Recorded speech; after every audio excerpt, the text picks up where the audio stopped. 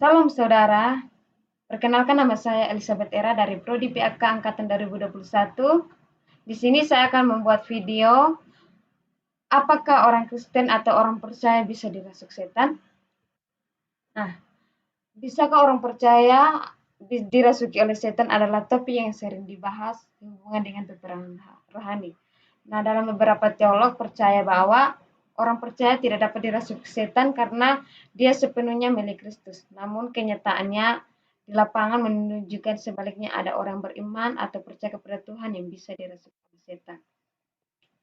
Ada beberapa poin yang akan saya bahas. Yang pertama, pengertian kerasukan setan dan orang percaya. Yang kedua, apakah orang Kristen dapat dirasuki oleh setan? Dan yang ketiga, apakah hal ini terjadi dalam kasus-kasus tertentu saja? Dan yang keempat, pengaruh-pengaruh apa yang dilakukan oleh iblis kepada orang percaya? Kita masuk dalam pengertian kerasukan setan dan orang percaya. Salah satu penyebab munculnya perbedaan pendapat mengenai dapatkah orang percaya dapat dirasuki oleh setan adalah adanya perbedaan dalam memahami istilah kerasukan setan dan orang percaya.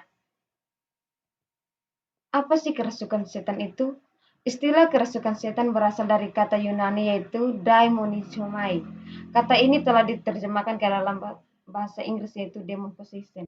Nah, kata possession ini menurut Oxford English Dictionary berarti di mana suatu keadaan iblis sedang menguasai kehidupan orang yang dirasuknya dan menempatkan secara penuh di bawah kontrolnya. Jadi istilah kerasukan setan ini berbeda dengan dipengaruhi setan. Dipengaruhi setan merupakan pekerjaan setan yang sementara dari luar seseorang, sedangkan dirasuki setan artinya pekerjaan setan di dalam diri seseorang yang lebih permanen.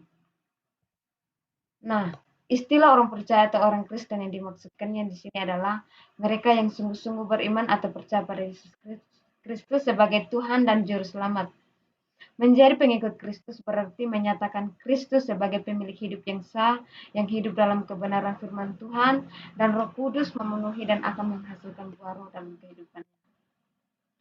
Lalu yang kedua, apakah orang percaya dapat dirasuki oleh setan? Nah, ketika seseorang menjadi percaya, statusnya telah berubah dari orang berdosa menjadi anak Allah. Kita bisa baca dalam Yohanes 1 ayat 12. Nah, sebab itu Allah mengutus roh anaknya ke dalam hatinya. Dengan demikian, tubuh orang percaya telah menjadi tempat kediaman roh Allah atau Roh Kudus. Bisa kita baca dalam 1 Korintus 6 ayat 19 dan 20. Jadi, yang disebut orang percaya adalah orang yang telah menerima Kristus sebagai Tuhan dan Juru Selamat. Ia telah memiliki dan telah dimiliki oleh Kristus.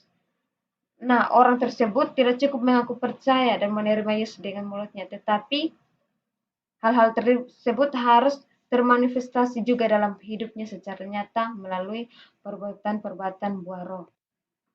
Jadi, apakah orang Kristen bisa dirasuk setan? Menurut saya jawabannya tidak bisa. Mengapa? Alasannya itu yang pertama, karena adanya Roh Kudus dalam diri orang percaya. Efesus 1 ayat 13 berkata, di dalam Dia kamu juga, karena kamu telah mendengar firman kebenaran, yaitu Injil keselamatanmu, di dalam Dia kamu juga ketika kamu percaya dimeterikan dengan Roh Kudus yang dijanjikannya itu. Dan Roh Kudus itu adalah jaminan bagian kita sampai kita memperoleh seluruhnya, yaitu penebusan yang menjadikan kita milik Allah untuk memuji kemuliaannya. Dan dalam 1 Korintus 6 ayat 19, atau tidak tahukah kamu bahwa tubuhmu adalah bait Roh Kudus yang diam di dalam kamu, dan Roh Kudus yang kamu peroleh itu dari Allah, dan bahwa kamu bukan milik kamu sendiri. Jadi hidup kita ini sudah dipenuhi oleh Roh Kudus, berarti kita tidak dapat dirasuki oleh roh jahat atau roh setan. Nah, orang yang dipimpin oleh Roh Kudus adalah orang yang hidup oleh Roh. Bukti nyata dari orang yang demikian adalah bahwa ia menempatkan buah roh dalam kehidupannya seperti kasih, sukacita, damai sejahtera, kesabaran, kemurahan, kebaikan, kesetiaan, kelemah lembutan, dan penguasaan diri. Buah tersebut harus tampak sehingga dapat menjadi kesaksian yang nyata bagi orang lain. Nah, apabila orang yang mengaku Kristen itu tidak menunjukkan buah roh, maka dapat diragukan statusnya sebagai tempat kediaman roh Allah. Karena itu, orang Kristen yang benar bukan sekedar memiliki identitas Kristen, tetapi juga yang dapat memperlihatkan secara nyata kehidupan yang benar di hadapan Tuhan dan menjadi berkat bagi sesamanya.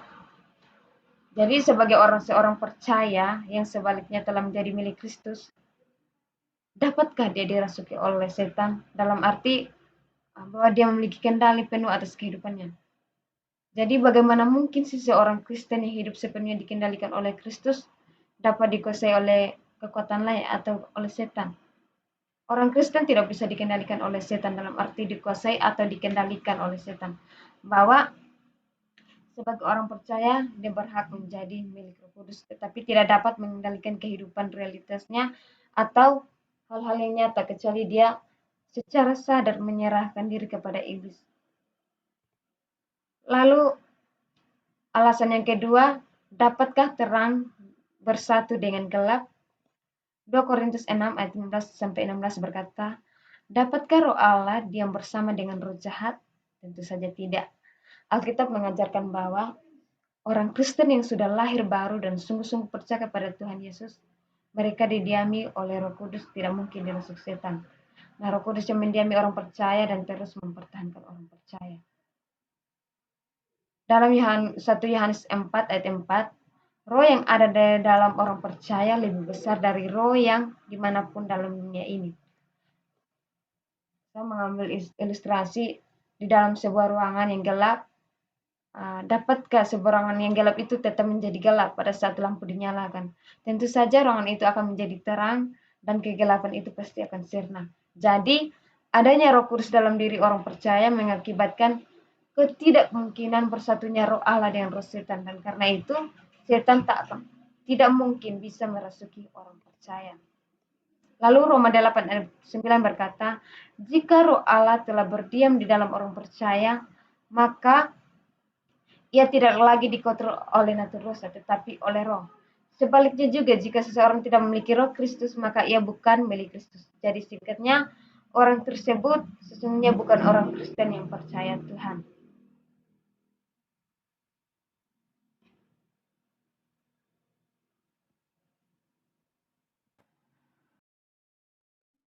Nah, kita masuk ke dalam pertanyaan yang ketiga. Apa saja kasus-kasus yang terjadi dalam Alkitab tentang kerasukan setan?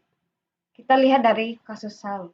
1 Samuel 16 ayat 14 berkata, tetapi roh Tuhan telah mundur daripada Saul dan sekarang ia diganggu oleh roh jahat yang daripada Tuhan. Dari ayat yang kita baca tadi, ada dua fakta yang dapat kita lihat. Pertama, roh Tuhan telah mundur daripada Saul, dan yang kedua, ia kemudian diganggu oleh roh jahat yang daripada Tuhan. Jadi, apakah roh tersebut adalah benar-benar roh setan yang diperintah oleh Allah, ataukah roh Allah sendiri yang hendak menghukum Saul? Yang jelas bahwa Tuhan sendirilah yang memegang kendali dalam hal ini dengan maksud untuk menghukum Saul. Jadi karena itulah faktor mundurnya roh Tuhan menjadi penyebab utama mengapa Saul diganggu oleh roh jahat yang dari Tuhan. Hal ini merupakan konsekuensi dari ketidaktaatan Saul. Memang pada awalnya itu Saul adalah raja yang diurapi oleh Tuhan. Allah mengubah hatinya menjadi lain, bahkan sempat mengalami kepenuhan roh Allah seperti nabi. Namun dalam perjalanan hidupnya, Saul telah mendukakan hati Allah, yaitu ketika ia tidak mentaati perintah Tuhan yang disampaikan melalui Samuel. Akibatnya Saul ditolak sebagai raja. Dan ketika ia tidak mentaati perintah Tuhan untuk kedua kalinya juga, Tuhan menyesal menjadikan dia sebagai raja. Jadi inilah yang melatar belakangi undurnya roh Tuhan daripada Saul, yang kemudian membuat ia diganggu oleh roh jahat. Dengan demikian, dapat disimpulkan bahwa apa yang dialami Saul ini bukan kasus kerasukan setan, melainkan kegangguan yang ditimbulkan oleh setan. Ia diganggu oleh roh jahat atas kehendak Tuhan, karena roh Tuhan telah undur daripadanya. Selanjutnya, Saul ini tidak dapat mempertahankan kesetiaannya kepada Tuhan. Bahkan semakin lama hidupnya semakin jauh daripada Tuhan, maka dia menyatakan bahwa ia bukan orang percaya sejati. Apalagi di akhir hidupnya ia tidak mati di dalam Tuhan. Lalu yang kedua, kasus Petrus. Kita bisa baca dalam Matius 16 ayat 23 dan Markus 8 ayat 33. Dalam hal ini, Petrus bermaksud baik dan tulus dengan berusaha menyelamatkan Yesus dari bukit Golgota. Tapi di sini iblis memakai Petrus sebagai alat iblis. Dalam kasus Petrus ini, sebenarnya Petrus tidak dirasuk setan dalam pengertian umum, yaitu benar-benar kehilangan kendali akan dirinya. Tetapi Petrus ini mengalami hal ketidaktahuannya. Ia memberi kesempatan kepada iblis untuk memakai akal budinya dan suaranya untuk menyangkali kematian Kristus. Iblis berusaha untuk memiliki Petrus dan sayangnya Petrus ini memberi kesempatan kepada iblis untuk melakukan hal itu. Jadi Petrus ini terperdaya oleh iblis, bukan kasus dirasuk oleh setan. Lalu yang ketiga, kasus Ananias dan Safira. Kita tahu bahwa cerita Ananias dan Safira telah berdusta kepada Roh Kudus, mengeluarkan Tuhan dari hidupnya, dan dengan sengaja mereka berdosa. Dengan tindakan tersebut, ia mengizinkan setan menguasai hatinya dengan menolak menyembah Allah dan menempatkan uang sebagai objek sembahannya. Nah, perbuatan Ananias dan Safira ini bukan akibat kontrol iblis yang penuh di dalam diri mereka, melainkan karena mereka mengizinkan pengaruh dari luar untuk masuk menguasai hati mereka. Nah, jika memang dirasuk oleh roh jahat, tentu Petrus akan menghardik setan tersebut agar keluar dari diri Ananias dan Safira, dan bukan justru menyalahkan Ananias dan Safira. Jadi, dalam kasus Ananias dan Safira ini, mereka mengizinkan dipengaruhi oleh roh jahat, sehingga setan masuk dalam pikirannya Ananias dan Safira. Kita masuk dalam pertanyaan yang ketiga, pengaruh-pengaruh apa yang dilakukan iblis kepada orang percaya? Kita harus waspada dan berjaga-jaga terhadap beberapa hal yang dapat dilakukan iblis terhadap orang percaya. Yang pertama, iblis itu penggoda. Penggoda adalah julukan lain bagi iblis. Kita bisa baca dalam 1 Tesalonika 3 ayat 5. Ia memiliki kemampuan untuk menggoda setiap orang, bahkan orang percaya, untuk jatuh ke dalam dosa.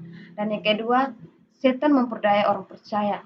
Iblis dapat memperdaya orang percaya dalam bentuk pengajaran yang salah, menciptakan rasa bersalah, ragu, atau ketakutan. Dan yang ketiga, setan dapat menyakiti orang percaya secara fisik. Contohnya dalam toko Ayub. Namun perlu kita ketahui bahwa iblis tidak akan dapat menyakiti orang percaya tanpa seizin Allah.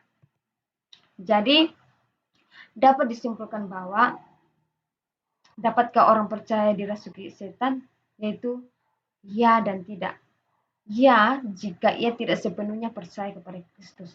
Di sini sangat penting untuk menekankan kembali apa yang sebenarnya dimaksud dengan orang percaya, karena label Kristen yang melekat padanya tidak secara otomatis menunjukkan bahwa dia adalah orang Kristen sejati. Jika tidak ada kesesuaian antara pengakuan iman dan kehidupan nyatanya, maka pastinya tidak ada orang benar-benar percaya kepada Kristus sebagai Tuhan dan Juru Selamat secara pribadi dan di mana roh Allah hidup dalam dirinya. Jadi, maka setan pasti bisa merasuki orang tersebut. Jika jawabannya tidak, orang percaya yang sepenuhnya didiami oleh Roh Kudus tidak mungkin dirasuk oleh setan. Sebab statusnya sekarang adalah ciptaan yang baru dalam Kristus, yang dimeteraikan oleh Roh Kudus, yang didiami oleh Roh Kudus, dan yang telah menjadi bait Roh Kudus. Jadi, menurut pemahaman saya, menurut pendapat saya, orang Kristen itu apakah dapat dirasuk oleh setan? Yaitu jawabannya tidak. Karena ia telah menjadi ciptaan baru dalam Kristus, telah dimeteraikan oleh Roh Kudus, dan telah didiami oleh Roh Kudus, dan tubuhnya telah menjadi bait Roh Kudus. Oke, sekian penjelasan dari saya. Semoga menjadi berkat bagi kita. Terima kasih, Tuhan Yesus memberkati. Shalom.